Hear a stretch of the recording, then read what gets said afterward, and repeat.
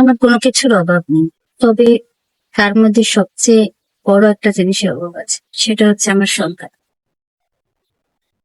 আজ বিয়ের 8 বছর, একটা সন্তান ছিল, আল্লাহ ভালোবেসে দিয়েছিল, কিন্তু সেটা হয়তো আমার ছিল না, তাই আবার তার নিজের কাছেই নিয়ে গেছে। তারপর আর আমি কখনো মা হতে পারি।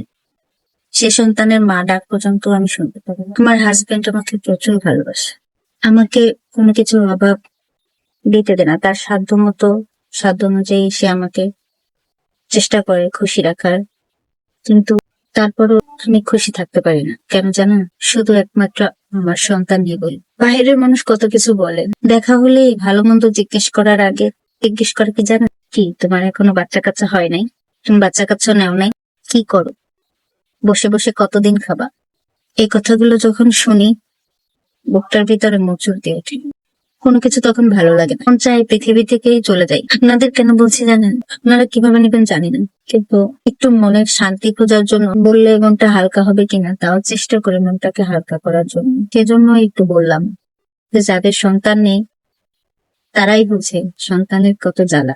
যাদের সন্তান আছে তারা সন্তানকে ভালোবাসেন, সন্তানকে সময় দিন।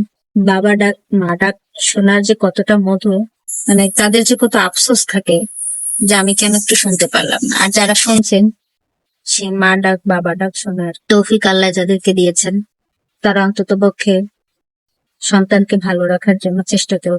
অনেক মা বাবাকে দেখি, সন্তান হয়েছে, আল্লাহ তাআলা দিয়েছে তাকে, কিন্তু তার যত্ন করেন না, তাকে ভালোবাসেন না, তাকে প্রপারলি টেক কেয়ার করেন না।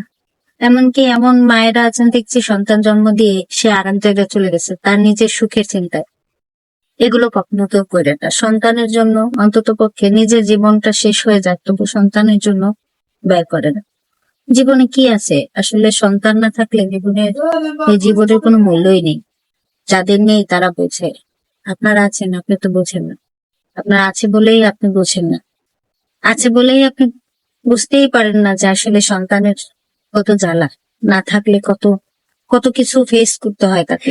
জানি না আমার কথাটুকু আপনাদের কেমন লাগবে, আসলে বলতে ইচ্ছা করে না এসব কথা, তাও নিজেকে হালকা করার জন্য বললেন। সবাই আমার জন্য দোয়া করবেন, আমার আল্লাহ যেন এই আশাটা পূরণ করে। আপনাদের দোয়ায়, আপনাদের ভালোবাসায়, আমার মায়ের দোয়া তো সবসময় আছে। আমার মা সবসময় নামাজ পড়েন আর কান্নাকাটি করেন আমার জন্য, তবু কেন জানি আমাকে এত পরীক্ষা করছেন আল্লাহ তাআলা, জানি না কতদিন পরীক্ষা করবেন তাও জানি না। হাল ছাড়ছি না, তবু আল্লাহ তাআলা পরীক্ষা দিয়েই যাচ্ছি। দেখি কতদিন তিনি আমাকে পরীক্ষায় করেন, পরীক্ষায় রাখেন।